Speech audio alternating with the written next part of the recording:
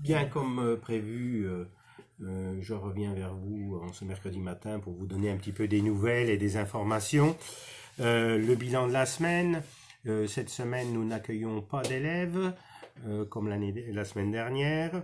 Je suis présent ici au bureau sur les heures d'ouverture du collège. Madame Dureuil, directrice de SECPA, est présente les matinées, en télétravail l'après-midi. Madame Després est en télétravail en permanence sur Pronote et les échanges qu'il peut y avoir entre les familles, les enfants et les enseignants. Nous avons réussi à faire connecter quasiment la totalité des élèves. Il reste 2 élèves sur le collège pour qui c'est difficile et 8 ou 10 en classe de SECPA, mais tout ça est en train de se mettre en place. Nous travaillons essentiellement sur des échanges papier. Voilà. Des nouvelles du collège encore cette semaine, nous avons retrouvé 100 masques FFP2 qui nous avaient été donnés lors de l'épisode de la grippe H1N1 et nous les avons fait parvenir, Madame Mascaro l'infirmière les a fait parvenir au CHU de Châlons. Voilà. D'autres équipements sont également proposés aux services de santé, puisque nous avons un certain nombre d'équipements pour les personnels de cuisine qui peuvent être utiles au personnel de santé, et donc nous allons faire parvenir ça dans un délai très court. Bien, pour parler travail, donc notre président a bien parlé de guerre contre un ennemi invisible, et c'est pour ça que moi je pense que nous n'étions pas prêts non plus de manière informatique pour donner tous les cours, puisque celui qui se prépare c'est l'attaquant, c'est pas forcément celui qui se défend, et donc nous faisons ce que nous pouvons avec Pronote. Les enseignants essayent de mettre le travail, peut-être pas de manière uniforme sur un seul et même accès Pronote.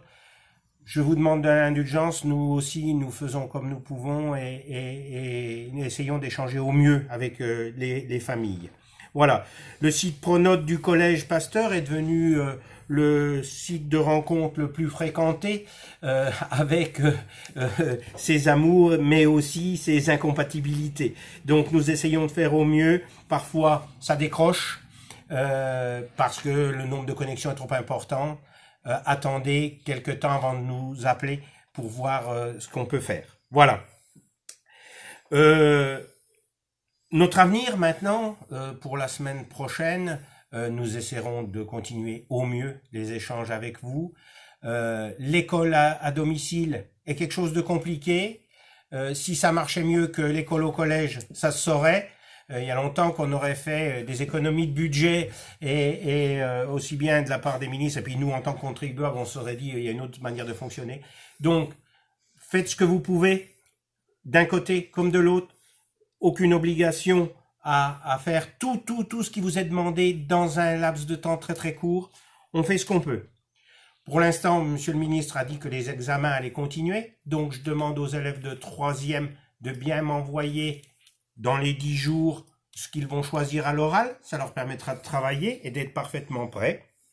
Voilà. Pour l'instant, le collège, j'ai pas d'informations sur le fait que des enseignants ou des membres du personnel soient touchés par le virus. Ça peut évoluer dans les heures qui viennent. Voilà. Si vous avez plus de contact avec un enseignant, c'est peut-être parce qu'il est atteint par la maladie. Voilà.